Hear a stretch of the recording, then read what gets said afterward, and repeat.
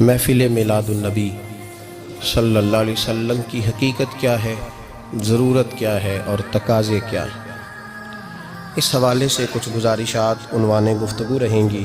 دعا ہے اللہ تبارک و تعالی اپنی ناراضگی والے جملے سے محفوظ فرمائے، اپنی رضا والی بات کرنے کی توفیق عطا فرمائے۔ عزیز بھائیو، قرآن مجید فرقان حمید نے ارشاد فرمایا قل بفضل اللہ، اے محبوب آپ فرما دیں جب اللہ کا فضل ملے، وَبِرَحْمَتِهِ اور اس کی رحمت ملے، فَبِذَلِكَ فَلْيَفْرَحُوا تو انہیں چاہیے کہ خوشی کا اظہار کریں۔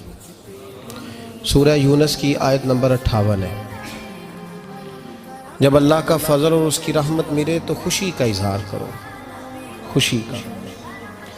اسلام مسرتوں کا دین ہے، خوشیوں کا دین ہے۔ نبی پاک سید عالم صلی اللہ تعالیٰ علیہ وسلم کی مسکراہٹ کے اندر وہ حسن تھا کہ کائنات ساری حضور کی مسکراہٹ کی وجہ سے ہی مسکرا رہی ہے۔ حضرت جریر ابن عبداللہ رضی اللہ تعالیٰ عنہ حضور کے صحابی ہیں، وہ فرماتے ہیں کہ جب حضور مدینہ طیبہ تشریف لائے تو میں ملاقات کے لیے حاضر ہوا۔ پہلے دن میں حضور سے ملا تو نبی پاک مسکرا رہے تھے۔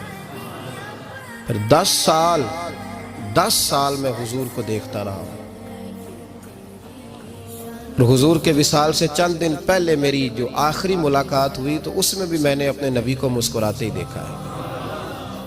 اور فاضل بریلوی رحمۃ اللہ تعالیٰ علیہ نے تو اس تخیل کا اور رنگ میں لیا ہے۔ وہ کہتے ہیں حضور کے مسکرانے سے ہی دنیا مسکراتی ہے۔ فرماتے ہیں جس کی تسکی سے روتے ہوئے ہنس پڑے۔ جب حضور ہلکا سا مسکراتے تھے تو رونے والوں کے دل بھی ٹھنڈے ہو جایا کرتے، غم زدہ لوگ مسکراتے تھے۔ حضور کی خوشیاں تقسیم کرتی تھی۔ نبی پاک صلی اللہ علیہ وسلم کا مسکرانا امت کے دلوں کو ٹھنڈا کرتا تھا۔ فرمایا جس کی تسکی سے روتے ہوئے ہنس پڑیں اس تبسم کی عادت پہ لاکھوں سلام۔ اور فرمایا یہ نہیں تھا کہ حضور بڑے تکلف سے مسکراتے تھے، حضور کی تو عادت تھی اس تبسم کی عادت پہ لاکھوں سلام، مسکراتے رہنا، خوشی کا اظہار۔ اسلام بہت ساری چیزوں کا انسان کو پابند کرتا ہے، حدود و قیود میں رہنے کا حکم دیتا ہے۔ صحابہ کرام علیہم رضوان کے ہاں شادی کے موقع پر بارات لے کر کے جانے کا کوئی رواج نہیں تھا۔ حضرت عبد الرحمن ابن عوف رضی اللہ تعالیٰ عنہ جیسے مالدار لوگ بھی شادی کرتے ہیں تو نبی پاک کے بغیر بھی بارات چلی جاتی ہے۔ کوئی کانسیپٹ نہیں اس طرح کا کہ ڈھیروں بارات لے کے جائی جائے۔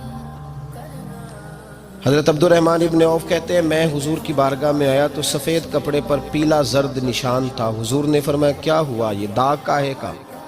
عرض کی حضور کل میں نے نکاح کیا تھا۔ تو محبوب نے جو ارشاد فرمایا اس میں فرمایا بڑی اچھی بات ہے، ولیمہ ضرور کرنا، چاہے ایک بکری ہی ذبح کرنا۔ بارات نہیں لے کے جائی جاتی، ولیمے کا حکم دیا۔ اور بخاری میں نبی پاک نے یہ بھی فرمایا جب تمہیں کو ولیمے کی دعوت دے تو جایا کرو۔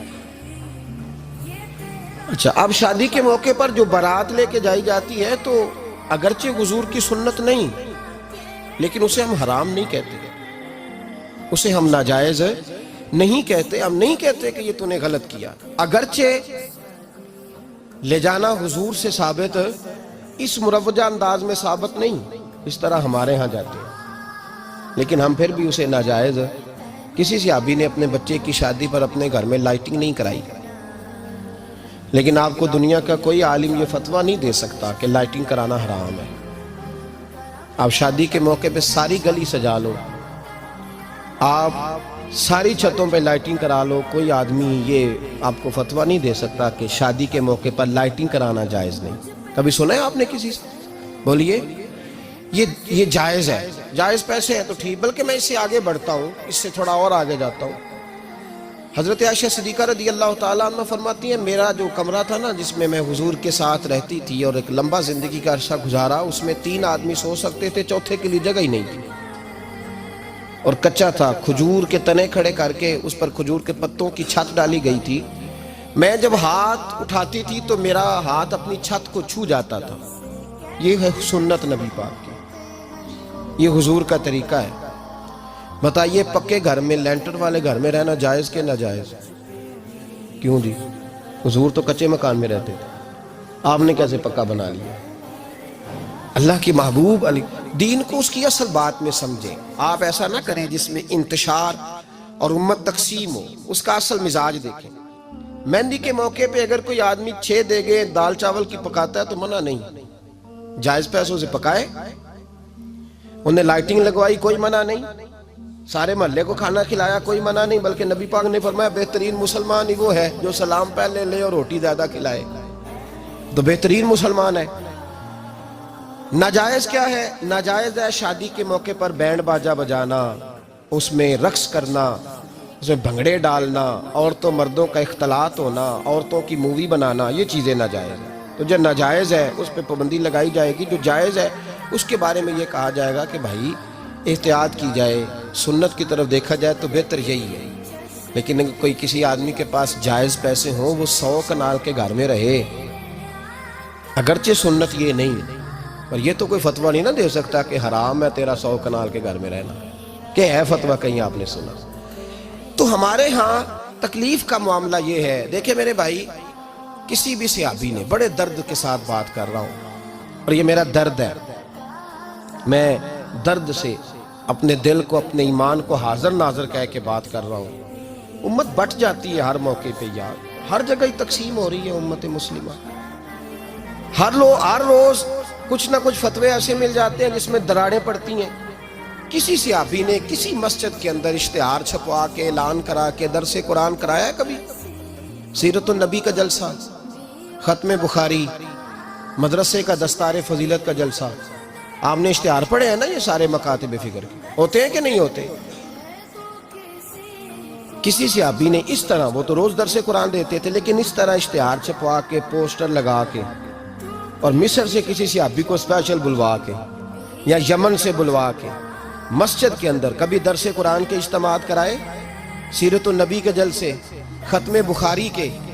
او بھائی یہ ساری چیزیں حضور کے صحابہ کی سنت سے مروجہ انداز میں ثابت نہیں. مجھے بتا میرے بھائی، میں درد کے ساتھ تجھ سے سوال کرتا ہوں کہ سیرت النبی کے جلسے میں تو پشاور سے مولانا بلائے، پنڈی سے بلائے، تو گجرات اور کراچی سے لوگوں کو بلا کر کے اگر سیرت کا جلسہ کرائے، اور تو اس میں ایک آدمی کو کراچی سے بلوایا جا رہا ہے تو تو نے اس کو 20,000 کی ٹکٹ بھی دی، اور اشتہار پہ بھی جلسے پہ خرچ ہوا، پھر لنگر بھی پکا، کھانا بھی تو نے کھلایا، نہ تجھے کوئی بیوہ یاد آئی، نہ تجھے کوئی مسکین یاد آیا، نہ تجھے کوئی غریب یاد آیا.